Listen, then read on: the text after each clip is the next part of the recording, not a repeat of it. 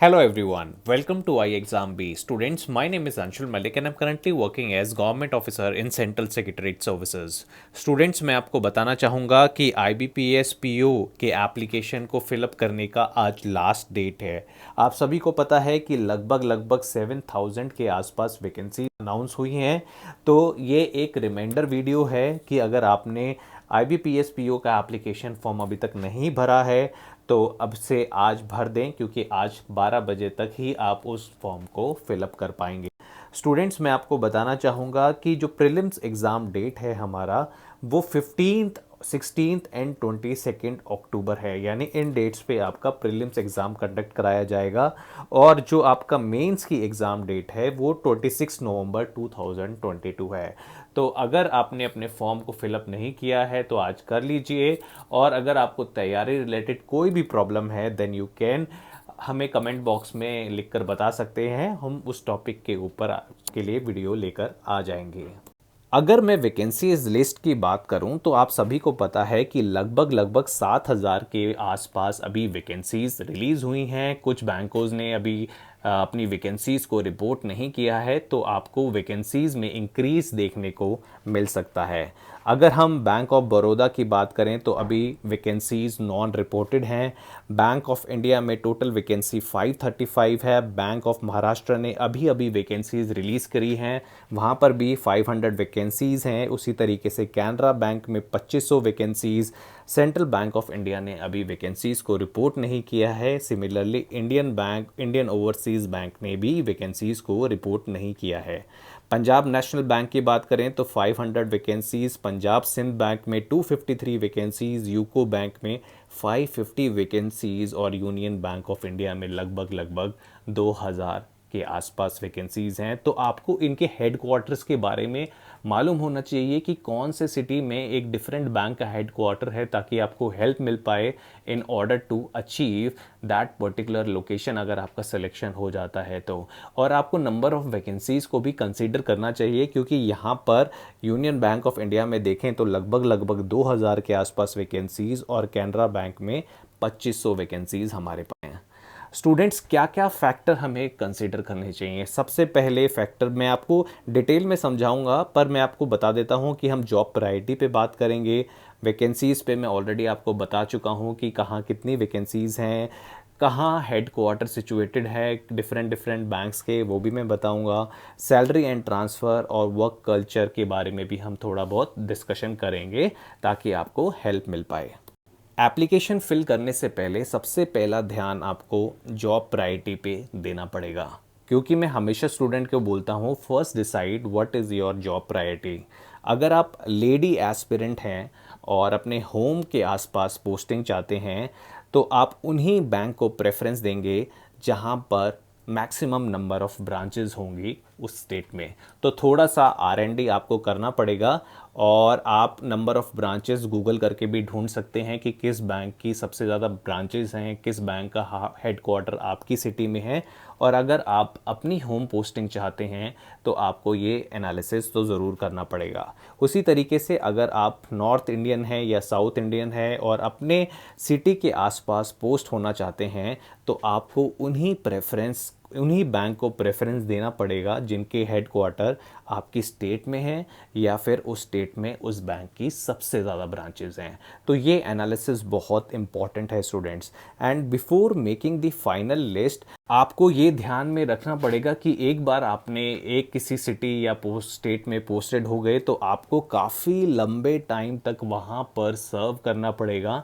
इसलिए मैं स्टूडेंट को बोलता हूँ कि अपनी बैंक प्रेफरेंस को ध्यान से चुनें। उसी तरीके से एरिया एंड लोकेशन और हेड क्वार्टर जहाँ पर भी डिफरेंट बैंक के सिचुएटेड है उन पे भी आपको ध्यान रखना पड़ेगा, क्योंकि ये बहुत इंपॉर्टेंट एलिमेंट होता है स्टूडेंट्स की हेड क्वार्टर कहाँ पर है, और इस चीज़ को आप ज़रूर कंसीडर करें। स्टूडेंट्स, अगर आपका मन है कि किसी स्पेसिफिक लोकेशन या किसी रीजन में काम करने का इस कंट्री में, देन आपको उसके हेड क्वार्टर को पढ़ना बहुत ज़रूरी है कि किस बैंक का हेडक्वार्टर कौन सी सिटी में है। एग्ज़ाम्पल के तौर पे मैं आपको बता देता हूँ कि bank of India, central bank of India and union bank of India का जो हेडक्वार्टर है वो मुंबई में है। अगर आप मुंबई पोस्टेड होने में इंटरेस्टेड हैं तो आप इन तीनों बैंक को प्रेफरेंस दे सकते हैं। उसी तरीके से अगर आप दिल्ली में पोस्ट होना चाहते हैं, क्योंकि बहुत सारे स्टूडेंट ऐसे हैं जो दिल्ली में पोस्ट होना चाहते हैं, तो पंजाब नेशनल बैंक और पंजाब एंड सिंध बैंक जैसे बैंकों को आप पहले प्रेफरेंस दें। उसी तरीके से यूको बैंक कोलकाता में है, इसका हेडक्वार्टर। कैनरा बैंक का हेडक्वार्टर बैंगलोर में है। इंडियन बैंक या इंडियन ओवरसीज बैंक का जो हेडक्वार्टर है वो चेन्नई में है। बैंक ऑफ महाराष्ट्र का जो हेडक्वार्टर है वो पुणे में है।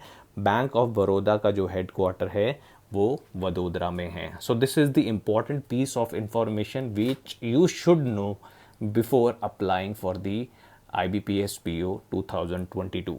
स्टूडेंट्स, आपकी ईज़ एंड कन्वीनियंस के लिए थोड़ा सा बैकग्राउंड वर्क मैंने दो बैंकों का किया है, बैंक ऑफ इंडिया का और यूको बैंक का। स्टूडेंट्स, ऐसा ही एनालिसिस आपको करना है। आपको पता है कि बैंक ऑफ इंडिया में 535 वैकेंसीज़ हैं और ये मेजर बैंक है कंट्री का। ठीक है, इसका नेटवर्क इतना है कि 5000 से ज़्यादा इसकी ब्रांचेज़ हैं और 55 जोनल ऑफिसेज़ हैं। राइट। अब बहुत सारे लोगों को चाम होता है कि फॉरेन सिटीज़ में काम करने का, तो मैं आपको बता दूं कि इसकी जो 60 ऑफिसेज़ हैं वो इंडिया के बाहर भी हैं और इसकी जो मैक्सिमम ब्रांचेज़ हैं वो वेस्टर्न इंडिया में हैं। तो यहाँ से आपको आइडिया पता चल गया कि यहाँ पर कहीं ना कहीं आपको वेस्टर्न इंडिया में पोस्ट किया जाएगा, तो ये सेम एनालिसिस आपको हर एक बैंक के बारे में करना पड़ेगा। उसी तरीके से यूको बैंक की मैं बात करूं तो 550 के आसपास वैकेंसीज़ हैं। कंपैरेटिवली बैंक ऑफ इंडिया के यहाँ पर 3000 के आसपास ब्रांचेज़ हैं। इसकी ओवरसीज़ ब्रांचेज़ भी हैं स्टूडेंट्स, हांगकांग और सिंगापुर में, और जो इसकी मैक्सिमम ब्रांचेज़ हैं वो वेस्ट बंगाल एंड उत्तर प्रदेश में लोकेटेड हैं। तो यूपी में इसकी सबसे ज़्यादा ब्रांचेज़ हैं, तो ये चीज़ आपको पता होनी चाहिए। ऐसा ही R&D स्टूडेंट्स आपको अदर बैंक्स के लिए करना है। यहाँ पर मैंने सिर्फ 2 बैंक के लिए किया है। अगर आप इंटरेस्टेड हैं और बैंक्स के बारे में जानने के लिए तो कमेंट बॉक्स में मुझे लिख सकते हैं, मैं आपको और बैंक्स के बारे में भी इंफॉर्मेशन प्रोवाइड कर दूँगा।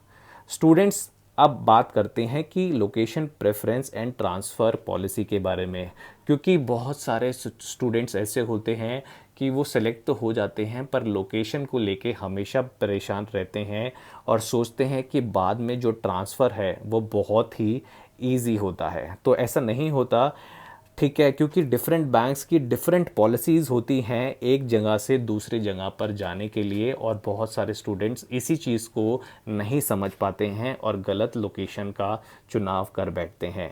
राइट। कुछ बैंक्स हैं ऐसे जो आपकी प्रेफरेंस लेते हैं, मतलब आपकी लोकेशन प्रेफरेंस को अकाउंट में रखते हैं, बट कुछ ऐसे भी बैंक हैं स्टूडेंट्स जो आपको डिफरेंट लोकेशन पर काम करा के खुश होते हैं।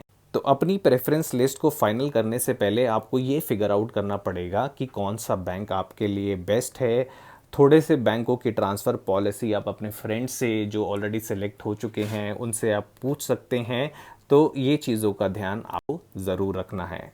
स्टूडेंट्स, अगर आप अभी भी IBPS PO क्वेश्चन पेपर ढूंढ रहे हैं प्रीवियस ईयर के, तो मैं आपको बता दूं iexambee.com पर जाकर प्रीवियस ईयर पेपर सेक्शन में आप PO प्रीलिम्स 2021, PO प्रीलिम्स 2020, 19 और 18 का पेपर अटेम्प्ट कर सकते हैं। इनके PDF लिंक्स भी आपको मिल जाएंगे विद प्रॉपर सॉल्यूशन। आपको iexambee.com पर जाना है, वहाँ पर प्रीवियस ईयर पेपर सेक्शन में ये सारे पेपर अटेम्प्ट करने हैं। अगर आप PDF डाउनलोड करना चाहते हैं तो वो ऑप्शन आपके पास अवेलेबल है। मैं आपको कहूँगा कि मॉक टेस्ट के थ्रू अपनी तैयारी करें, क्योंकि क्वांट, रीजनिंग, इंग्लिश, अगर मैं प्रीलिम्स की बात करूँ तो कुछ ऐसे सब्जेक्ट्स हैं जो मॉक टेस्ट की हेल्प से आपको आपके स्ट्रेंथ और वीक एरिया आइडेंटिफाई करने में हेल्प करता है। तो हमने वेरियस मॉक टेस्ट अपलोड कर रखे हैं, आप जाइए, इन्हें अटेम्प्ट कीजिए और अपने स्कोर्स को जाकर चेक कर सकते हैं।